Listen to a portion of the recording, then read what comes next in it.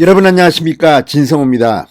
지금 검찰이 이재명의 대장동 의혹에 대해서 본격적인 수사에 들어갔습니다. 이런 가운데 5개월 전에 이 화천대유의 이상한 돈 흐름을 통보받고도 5개월 동안 뭉개온 용산경찰서가 지금 검증의 대상이 되고 있습니다.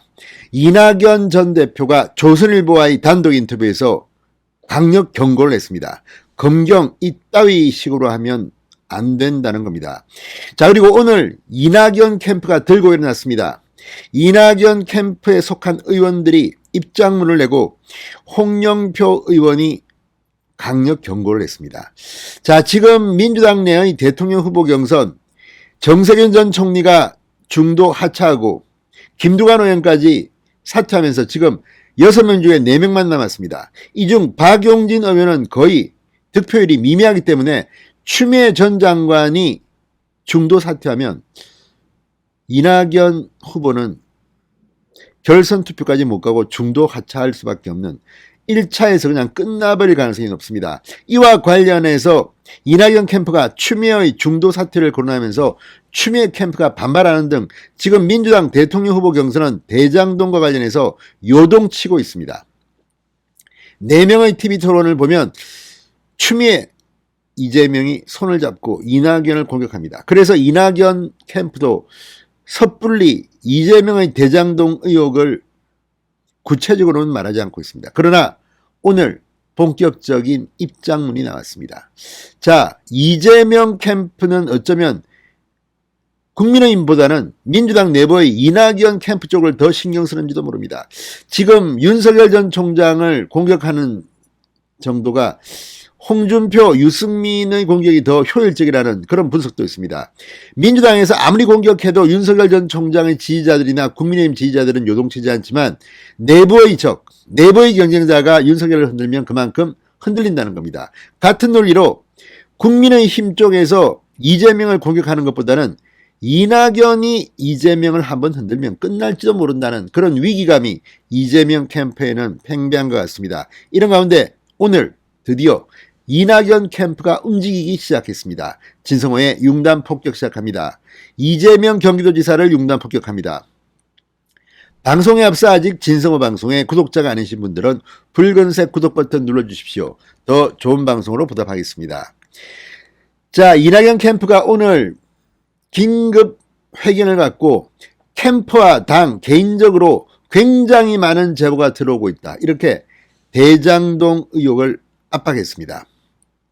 자, 이낙연 캠프의 공동선대위원장이자 친문 핵심인 홍영표 의원, 오늘 국회 소통관에서 캠프 의원단과 함께 이낙연 지지요소 긴급 기자회견을 가졌습니다. 이 캠프에 있는 의원들이 대거 참석했습니다. 그리고 이 기자들과 만나 이렇게 말하며 캠프에선 구체적인 증거 없이 거론해서는 안 된다고 생각해 자제하고 있다. 이렇게 말했습니다. 의혹 제기 수준으로는 하지 않을 생각이다. 확실한 증거가 나올 경우 한 방에 보내버릴 수 있다는 것을 시사했습니다. 지금 상당히 많은 제보가 들어오고 있다고 합니다. 자, 홍영표 의원, 친문 핵심인 홍영표 의원의 이 같은 발언은 최근 본물 터지듯 대장동 비리 의혹의 보도가 나오고 있는데 그 진원지가 이낙연 캠프가 아니냐는 이재명 캠프의 의혹 어린 시선에 대한 반박이자 강력 경고로 해석됩니다. 자, 요즘 자고 일어나면 이재명의 측근이 관련됐다. 이재명의 측근 유동규가 어떻게 했다.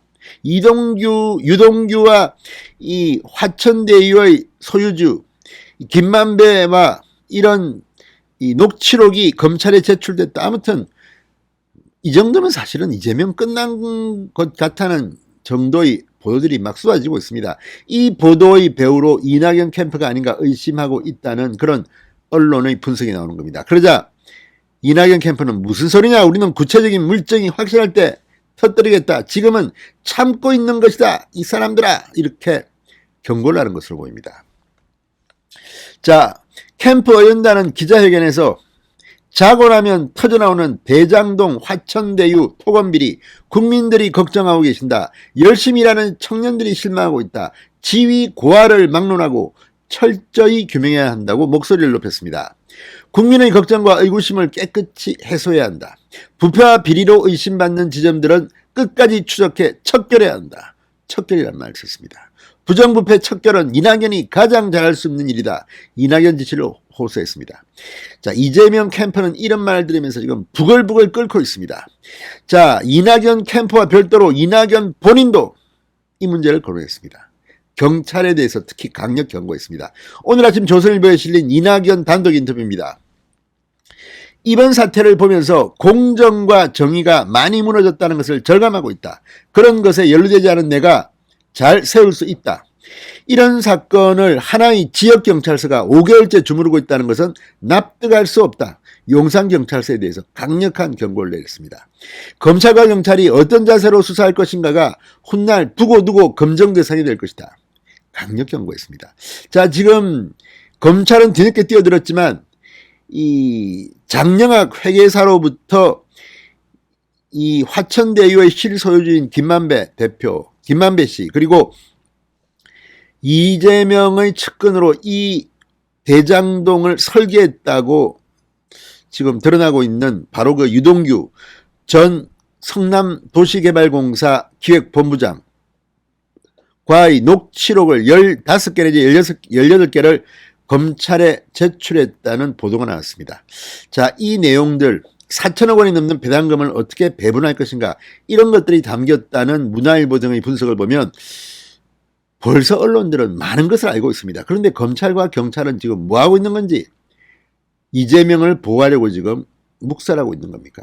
이낙연이 연구했습니다. 그리고 지금 이준석 추악한 가면을 이재명의 가면을 확 찢어버리겠다고 했습니다. 어떻게 찢어버릴까요? 윤석열 전 총장도 오늘 입장문을 내고 페이스북에서 직접 말했습니다. 특검이 필요하다. 자, 그러면서 김경수 드루킹까지 거론했습니다. 문재인 대통령이 지금 위기에 있습니다. 만약 이재명이 연루된 것으로 보이는 이 대장동 의혹 수사를 갖다가 적당히 넘기려고 한다면 문재인 대통령도 함께 급류에 휩쓸려 가버릴 것 같습니다. 진성호의 융단 폭격이었습니다. 여러분 감사합니다.